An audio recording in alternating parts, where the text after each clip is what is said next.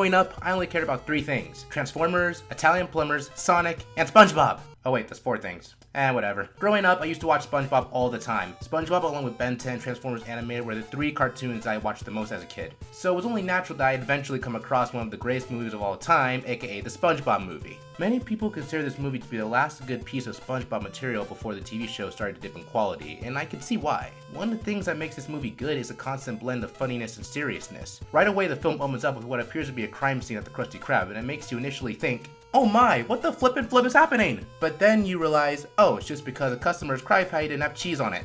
But on the other hand, you have villains like Dennis and the Cyclops who are so intimidating I'm surprised they're even SpongeBob villains. I'll go more into the details about why I love the villains later though. The premise of the movie basically goes like this. Mr. Krabs opens up another Krusty Krab restaurant because he's greedy. Word gets out pretty quick, and within a few days, Mr. Krabs is getting interviewed by Perch Perkins. Plankton sees this and is like, Krabs is better than me, wah! But then his computer wife Karen comes in and is like, hey, Plankton, why don't you just use Plan Z, you stupid cuck? Then Plankton decides to use it and steals King Neptune's crown and sells it to a guy in Shell City. All while framing Mr. Krabs and making him look like the bad guy. Neptune freezes him and tells SpongeBob and Patrick that they have 6 days to get his crown back or he'll kill Mr. Krabs. Bit of an overreaction if you ask me. Now here's where the movie really shines in terms of comedic brilliance. You see, throughout the entirety of the movie, everyone is saying how kiddie SpongeBob and Patrick act. But at the same time, they aren't even aware of their childish habits. In fact, they think that they're the manliest man that ever manned a man. But they're not. In a bar trying to get the key to their stolen Krabby Patty car?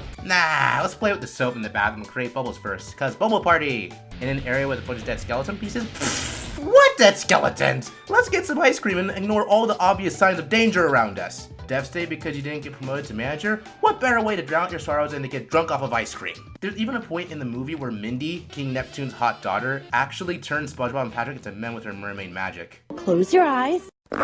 Open your eyes. Obviously, that's not how it happened. In actuality, she just puts seaweed onto their faces and says, now that you're men, you can go through Shell City. Go get the crown, guys, yeah! And they do, and sing a song while they're at it. One of the most memorable songs in the movie, I might add. But they run into Dennis and he's all like, ha ha ha, I'ma kill you with my OP cleats. Cue the Cyclops stepping on Dennis. The Cyclops then proceeds to kidnap SpongeBob and Patrick and kill them. Yeah, SpongeBob and Patrick die in this movie. But through the power of a tear, they end up burning out the lamp and trigger the sprinklers and cause all the sea animals to come back to life. SpongeBob and Patrick escape the Cyclops shop, and David Hasselhoff appears out of nowhere and helps them get back to Bikini Bottom using his pectoral rocket muscles. They return his crown, and SpongeBob proceeds to end Plankton's reign in the most sickest way possible, by doing a sick guitar solo!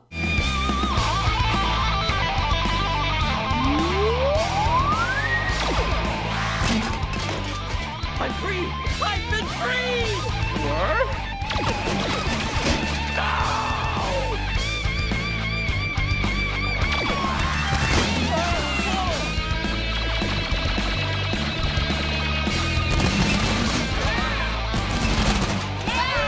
My precious helmet!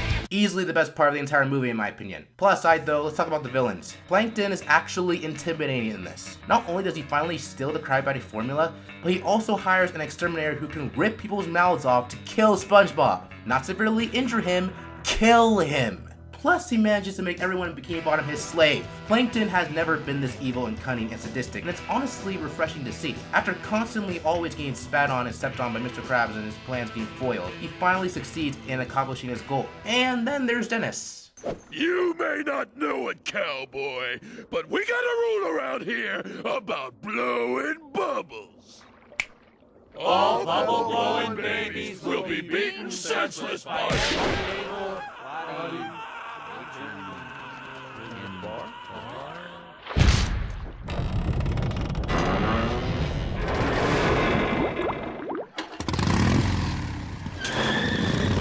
Finally, there's a Cyclops, who despite being just a simple diver guy who kills and collects sea animals, scared the ever-living crap out of me when I was younger. Yet look at him now, I can't help but just laugh. I don't know why, but there's something so funny about watching a grown man in a diving suit laughing maniacally.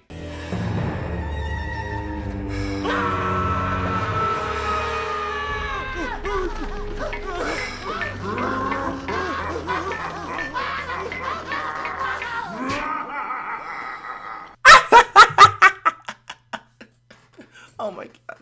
Overall, if I had to use one word to describe this movie, it'd be random. Yes, the plot is simple and easy to follow, but it contains some of the most randomest stuff I've ever seen.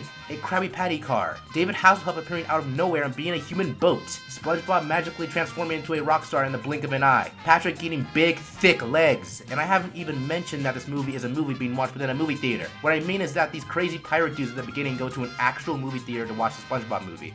So you're basically watching them watch the movie. But despite it being random, it still makes sense overall, and it keeps you invested. Quick heads up, by the way, the Goofy Goober tear scene will always make you cry when you watch the movie for the first time, or it will make your kid cry if you're an emotionless statue with no soul. Before I finish this review, I will say the one problem I do have with this movie is the fact that King Neptune thinks that Mr. Krabs stole his crown just because a piece of paper said that he did. One thing you'll notice about King Neptune as a character is that he's not exactly very bright, which makes me wonder why he's even the king of the sea in the first place. Like, is showing someone else words on paper as proof that that person did something wrong gonna be the new thing over actual evidence? Is that where we're heading as a society? Hey, Jocelyn! Oh, hey Jocelyn, how are you? Fuck you, man! I hate you! Whoa, calm down, Jocelyn. Calm down my ass! You ate the last of the wings! What are you talking about? No, I didn't. Yeah, you did. You left this note on top of the box. I didn't write that. Lies! Fucking lies! I hope those wings make you take the hardest and nastiest shit you've ever had in your freaking life, bitch! That aside though, I think this movie is worth the watch. I can see some people maybe finding parts of it cringy, like how often SpongeBob cries throughout the movie, but it's still a movie worth checking out if you're unsure of what to watch. This movie deserves a solid pineapple pizza out of 10.